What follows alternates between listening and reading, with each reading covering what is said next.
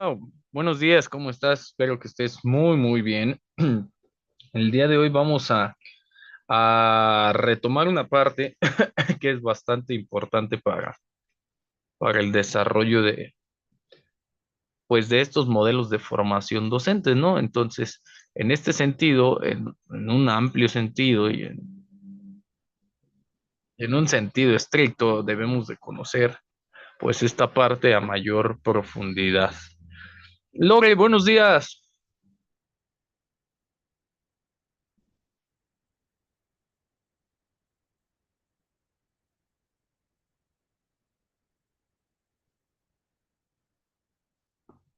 Hola, hola, buenos días.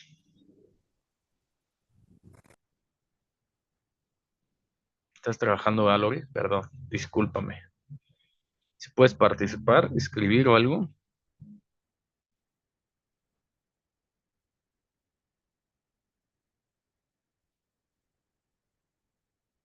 Buenos días, buenos días.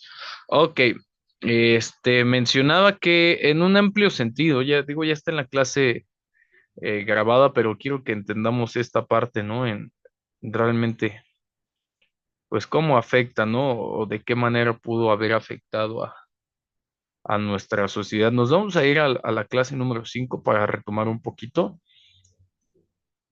esta parte de las transformaciones sociales, económicas y políticas que constituyeron la base del movimiento de renovación pedagógica. ¿Qué es un movimiento de renovación pedagógica?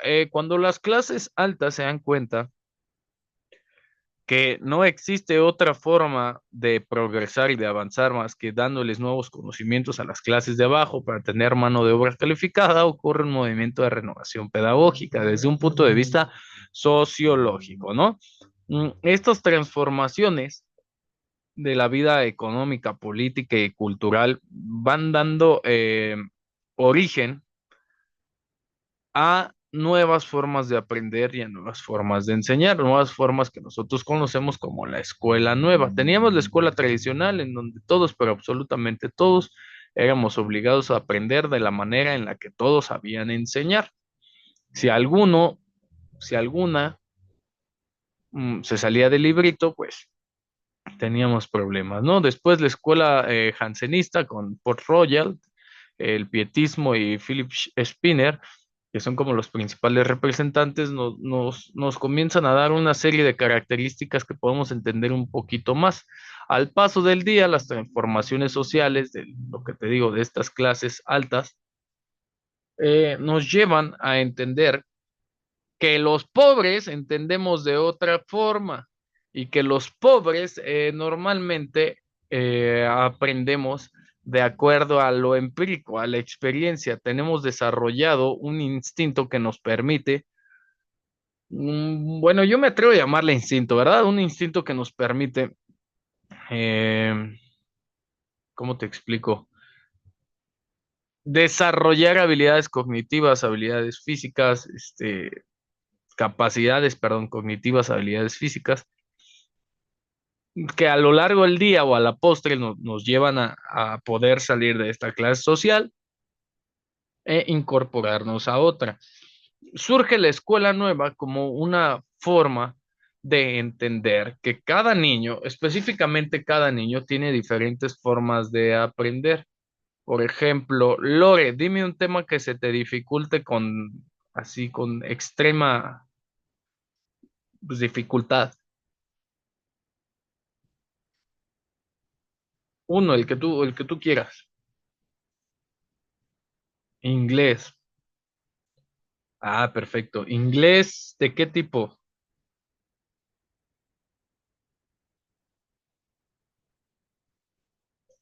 Inglés, bueno, ¿en qué? Vamos a decirle habilidad, pero realmente no es habilidad. La escritura del inglés. Ok.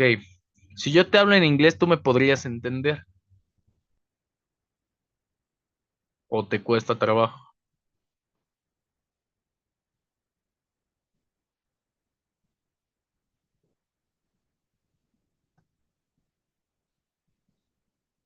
Ok. Vamos a hacer un experimento. Te voy a enseñar de dos formas. Qué bueno que dijiste inglés. Am, bueno, vámonos paso a pasito. Te explico esto y ahorita te explico algo en inglés.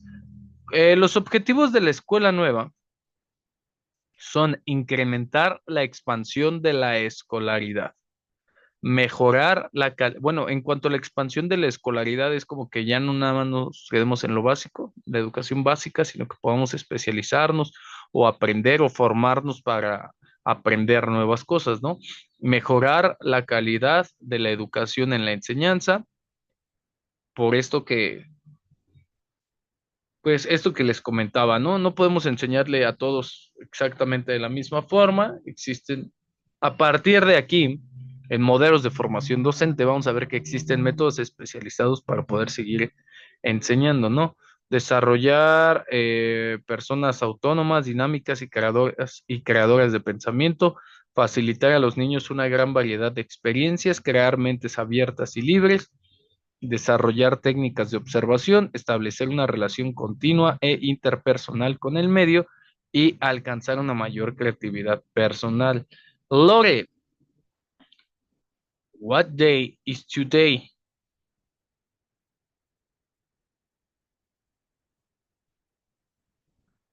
Yesterday was Friday. What day is today?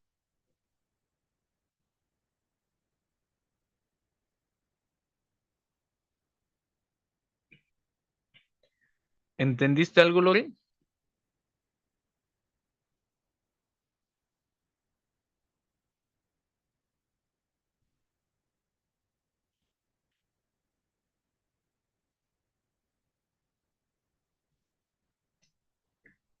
Ok, espérame, dame un segundo. Deja, voy por material didáctico.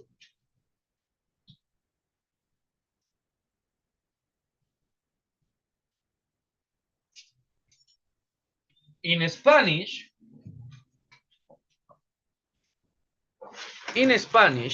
day says día. ¿Ok? Ojo acá a la cámara.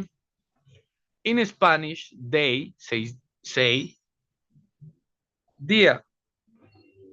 Today, today is the next day after Friday. Example, Monday, Tuesday. Ay, no se ve, creo.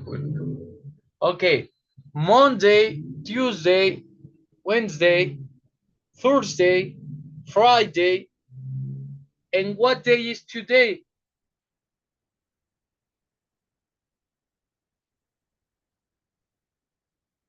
If yesterday was Friday, today, what day is? In Spanish, if you will. En español, si quieres.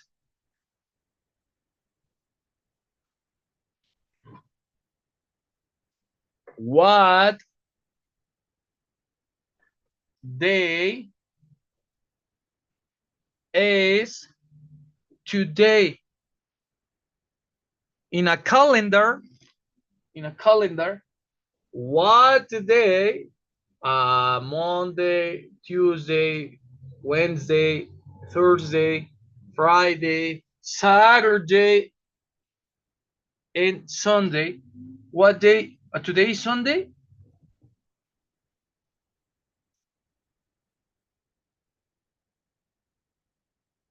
Okay, perfect. Saturday. ¿Entendiste? ¿Qué entendiste, Lore?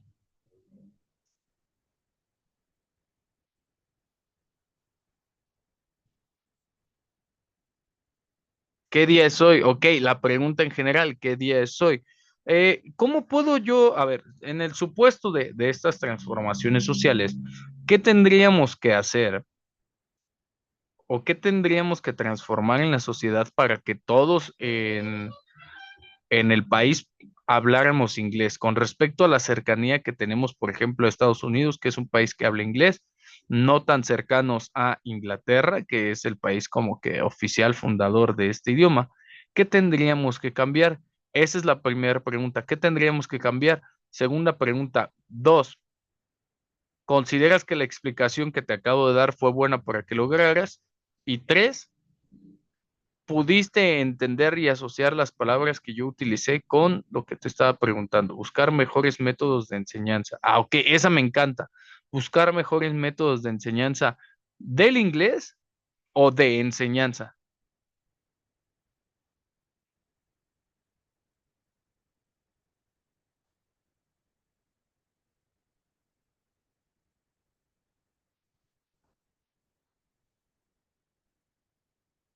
Ok, de enseñanza, muy bien. ¿Por qué? Porque a partir de la enseñanza podemos generar aprendizajes y estos aprendizajes nos pueden llevar a una nueva enseñanza y podemos hacer el proceso de enseñanza-aprendizaje, enseñanza-aprendizaje o aprendizaje-aprendizaje o enseñanza-enseñanza. Cualquiera de las tres vertientes podría ser una nueva forma de enseñar ahora o de aprender. Si yo desarrollo estas nuevas técnicas. Por ejemplo, si yo empiezo a enseñarte, no sé, now, the topics of the new school, ok? Ah, io posso cominciare questo tema della seguente forma. Il professore non è lo stesso nella scuola nuova che in la scuola tradizionale. Esiste una gran differenza tra uno e l'altro. Quali può essere questi differenzi?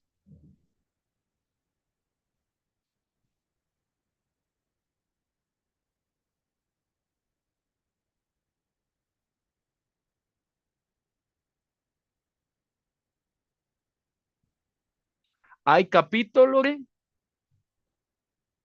O non capito nulla?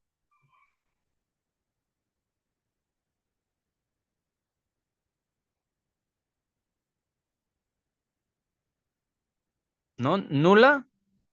E come hai capito che non hai capito nulla si stanno parlando un'altra lingua? Ah, io ho capito. Soltanto une parole. Ancora. Esiste,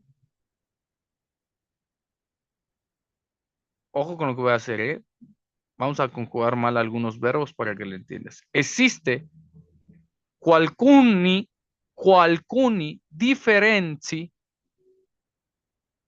tra la figura del professore e come facevano l'insegnamento nella scuola tradizionale e differenza con la scuola nuova.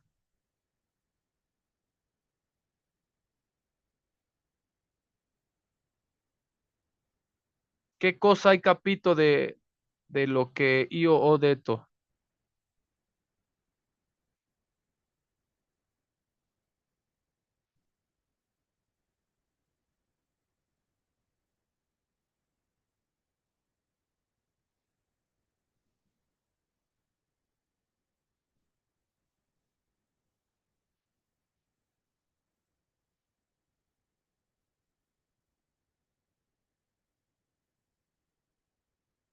Ok, pregunta, ¿en estas existe alguna diferencia entre, bueno, existen diferencias entre la figura del profesor en la escuela tradicional y la escuela nueva?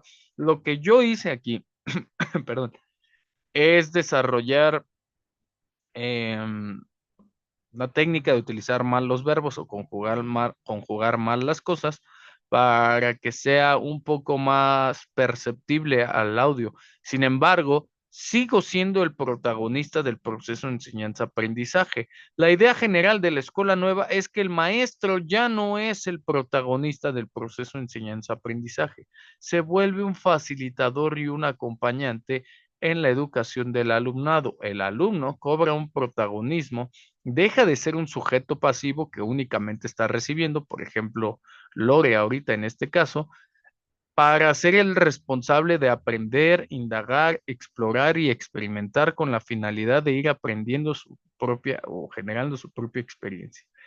El aula, que en este caso pues tenemos en aula virtual y los materiales didácticos se ajustan a las necesidades e intereses del alumnado. La disposición de las clases no gira en torno al docente, sino que se distribuyen buscando la interacción en el grupo.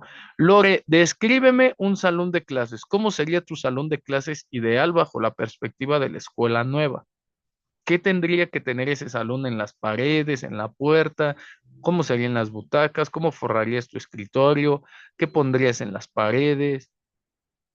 ¿Qué elementos tecnológicos deberían de estar dentro de tu salón de clases?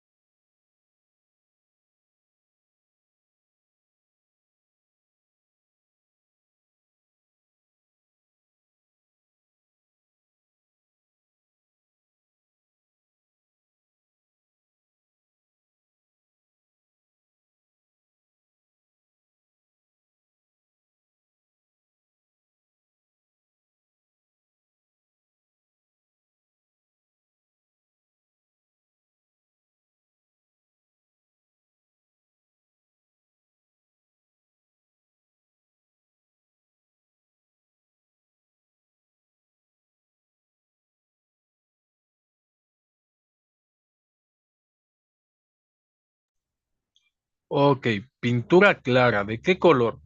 Abecedario y por qué. Tablas de multiplicar y por qué. Ventanas despejadas y sin... Ah, esa me encantó. Y sin escritorio, ¿por qué? Perdón.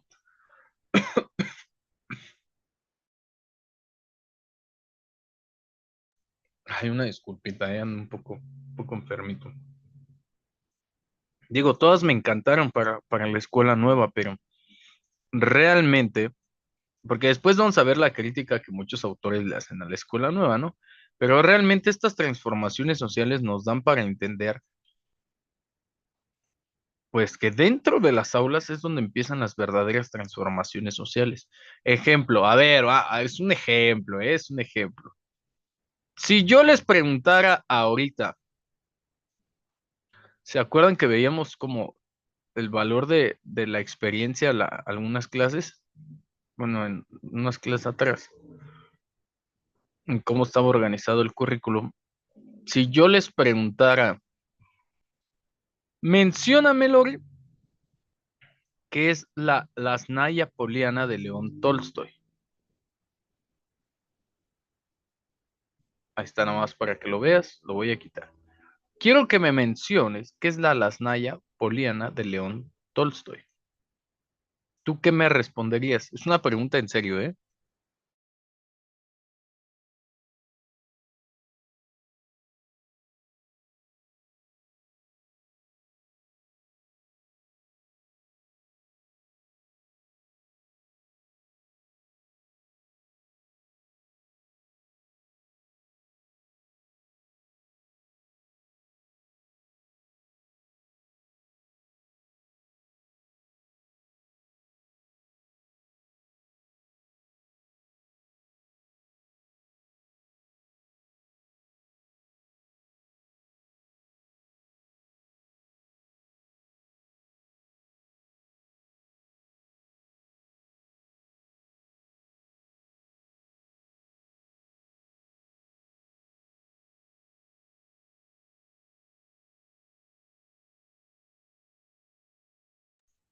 Se vale que me ponga sí, sé, no sé, por fin. Ay, perdón, perdón. Tal vez el internet. A ver, repito la pregunta. ¿Ahí me escuchas bien? Ok, gracias. Pregunta, explícame ¿qué es la Lasnaya Poliana de León Tolstoy?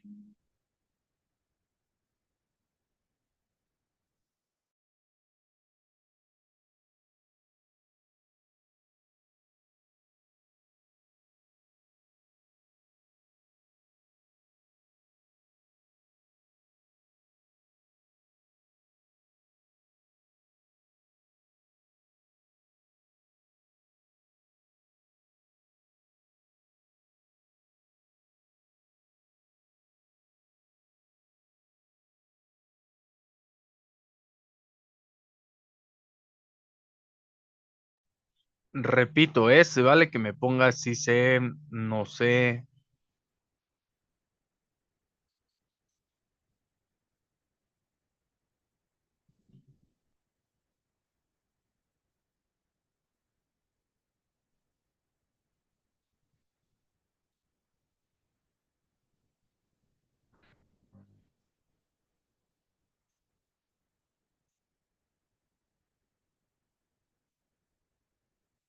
Ok.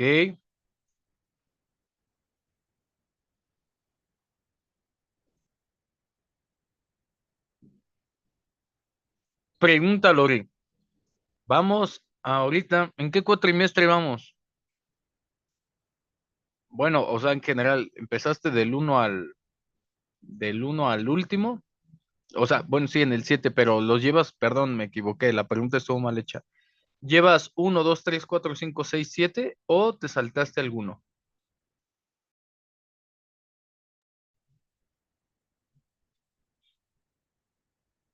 Ok, bien, perfecto. Ah, ¿crees o consideras justo que si yo te hago preguntas durante todo el cuatrimestre y tú no me las respondes, ¿crees que puedas pasar el siguiente cuatrimestre?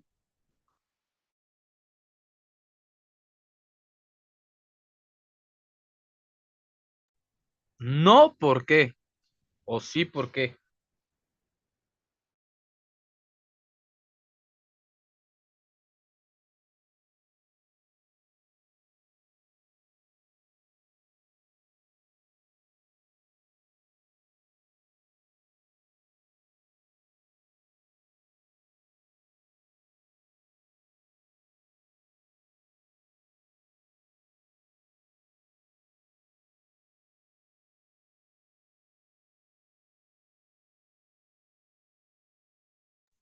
Ok, ¿y consideras que todas las demás cosas que no se quedan las vas a ocupar a lo largo de tu carrera profesional? Porque, a ver, voy a hacer una pregunta que muchos se hacen en la licenciatura. Espero que tú ya te lo hayas hecho y si no, hazte esta pregunta. Y digo, erróneamente, ¿no? Ahorita te voy a decir por qué.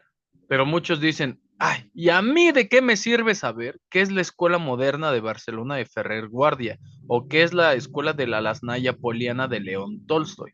¿O para qué o sea, yo de qué voy o en dónde voy a utilizar las técnicas Freinet? Pregunta uno, ¿ya te habías hecho estas preguntas? Pregunta dos, ¿a mí de qué me sirve saber todo esto si yo quiero ser maestro, por ejemplo?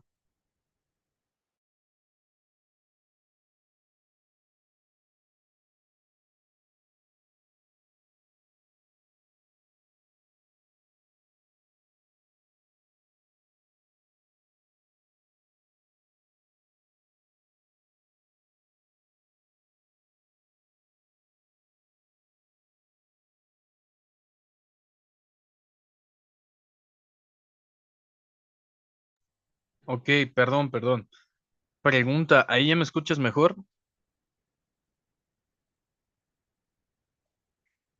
Ok, pregunta, ¿de qué te serviría saber sobre la Lasnaya Poliana, sobre la Escuela Moderna de Barcelona o sobre las técnicas Freinet? A ver, yo te pregunto, tú no me respondes y tú dices, bueno, ¿y yo para qué quiero saber todo eso si yo quiero ser maestra? ¿Te serviría de algo todo esto que estamos estudiando?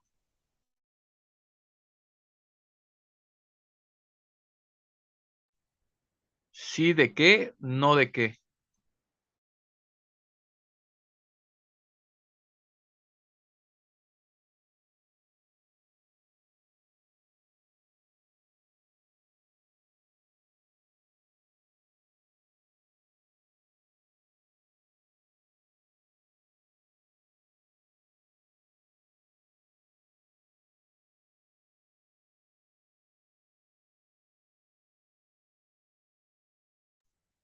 Perfecto, mira, le acabas de dar al clavo de la escuela nueva. Entender que no todos aprendemos al mismo ritmo, de la misma forma, a pesar de que el contexto y las características sociales sean las mismas, es la principal aportación de la escuela nueva. La mayoría de estos modelos de formación que vamos a conocer como métodos, metodologías, que vamos a conocer como técnicas, como estrategias de aprendizaje, surgen de la necesidad en las aulas, en las calles o en las comunidades por aprender. Pregunta, Lore, ¿tú tienes necesidad de aprender inglés?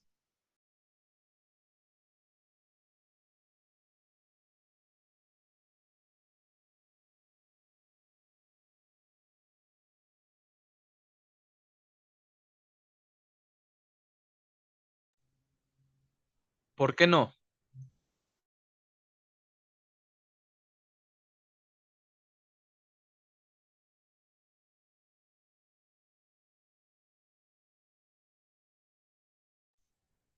Ok, pero sí sabías que en 2 cuatrimestres más vas a tener que cursar el inglés o ya estás cursando el inglés porque es necesario para la titulación aprender otro idioma.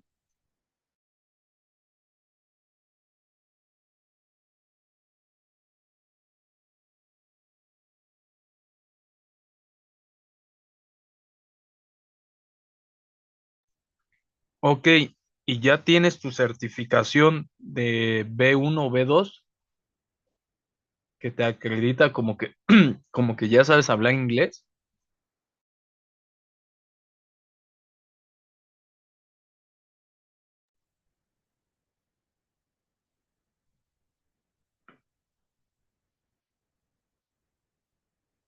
Ah, ok, ok. ¿Qué tendríamos que hacer? Desarrollar toda una serie de técnicas y estrategias pedagógicas para que tú hables inglés, para que tú aprendas inglés. ¿Sí me explico? Yo desde la perspectiva de estos autores tendría que darme a la tarea de encontrar el método correcto para que tú hables inglés. Solamente de esa manera funciona. ¿Qué características de la escuela nueva? Me voy a regresar tantito acá a la diapositiva.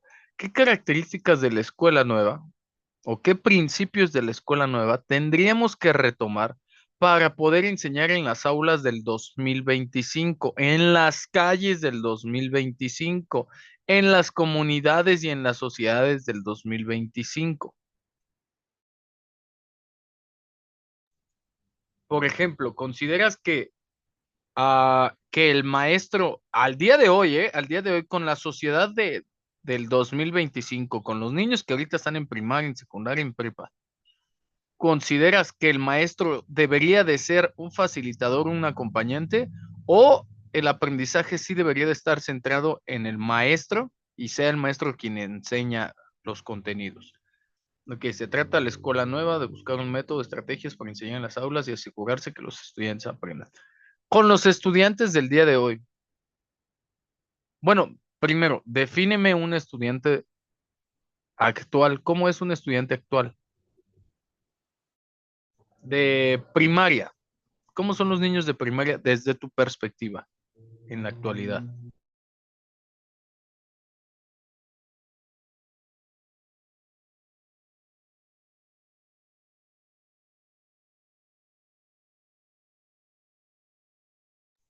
Ojo, Lori, porque ahí sí te voy a tener que corregir, ¿eh?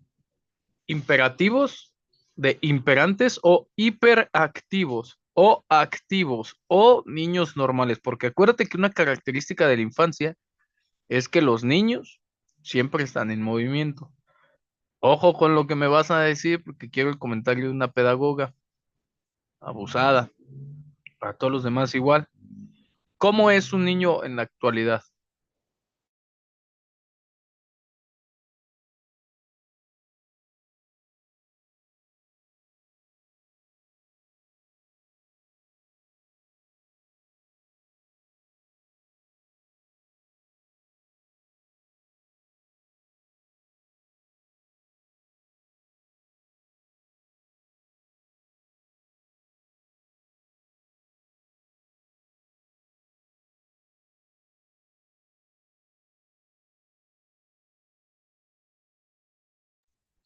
Ok, normalmente a esta edad el niño no conoce reglas.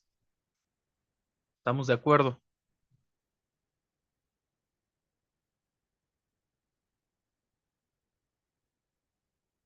¿En dónde aprende reglas un niño? ¿En su casa o en la escuela?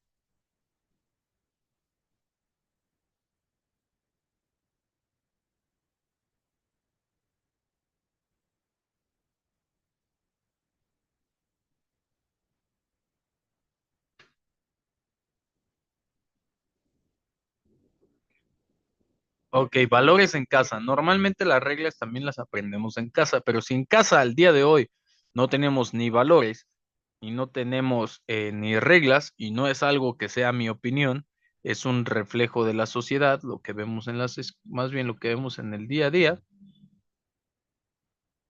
pues podemos concluir que efectivamente, ¿no?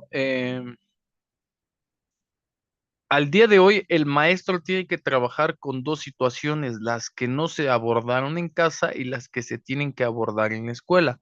Muchos de estos autores, por ejemplo, la escuela moderna de Ferrer Guardia, la Snaya Poliana de Tolstoy, sobre todo las técnicas Freinet y el movimiento de educación cooperativa que quiero que estudien a profundidad. Sobre todo estos tres, bueno, de hecho antes hubo en la época romántica de la pedagogía, teníamos a este, a Pestalozzi con su creación de una granja. También ya más adelante tenemos a Makarenko. Am, Le dan esta pauta, este valor a la pedagogía de vislumbrarse como una alternativa, como una solución, como una panacea para resolver los problemas de la sociedad. Ahí radica el carácter de la escuela nueva. No es que existieron nuevas formas de enseñar nada más porque, a ver, yo me llamo Celestín Freinet y el día de hoy voy a diseñar una técnica para fomentar la cooperación entre mis alumnos. Surge de manera tan natural la escuela nueva y estos movimientos libertarios de que la escuela ya fracasó desde hace muchos años. O sea, estamos hablando de los 1800, de los 1900, en donde la escuela ya fracasó. Y nos podemos dar cuenta cómo estos autores, a través de la propia experiencia y de la naturalidad pedagógica con la que se desenvuelven en el día a día, comienzan a dar aportaciones a la sociedad y a la escuela. Es lo que permite este movimiento de renovación, este movimiento de transformación social. Quiero que hoy todos, bueno, en especial Lore, ¿va? Que ya la tenemos conectada aquí, eh, entonces uno con el paso del tiempo encuentra las formas de enseñar, encuentra las formas de aplicar las teorías, encuentras la forma de aplicar tus conocimientos pedagógicos dentro de tu aula, porque llegas a dar clases y prácticamente llegas en cero porque no tienes la idea de cómo es un grupo, de cómo se maneja un grupo, de ser el titular frente a un grupo, de cómo manejar ese grupo, de las características del grupo, pero se supone que durante tu formación profesional vas desarrollando, o sí, vas desarrollando conocimientos que te permiten eh, desenvolverte en el terreno profesional de tal o cual forma, ¿no? Entonces, en este sentido, es que las teorías cobran la relevancia en el terreno práctico, ¿no? Si puedo aplicar las estrategias, pero puedo transformarlas. Sí, claro que sí. Por ejemplo, no sé, vamos a trabajar con aprendizaje significativo. Ok, el aprendizaje significativo es, bueno, te voy a dar un ejemplo. El aprendizaje significativo es la teoría de David Paul Ausubel, ¿no?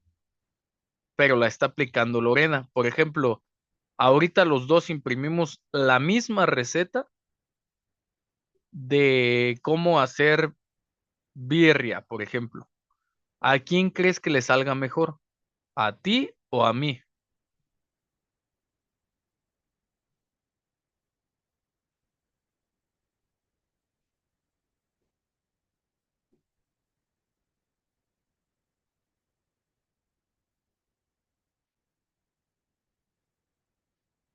Podría ser, pero depende mucho de cómo lo prepares, de cómo lo apliques, del sazón, porque va a ser la misma cantidad de carne, de agua, de chiles, de tiempos de cocción, de absolutamente todo. Pero a alguno de los dos le va a salir mejor.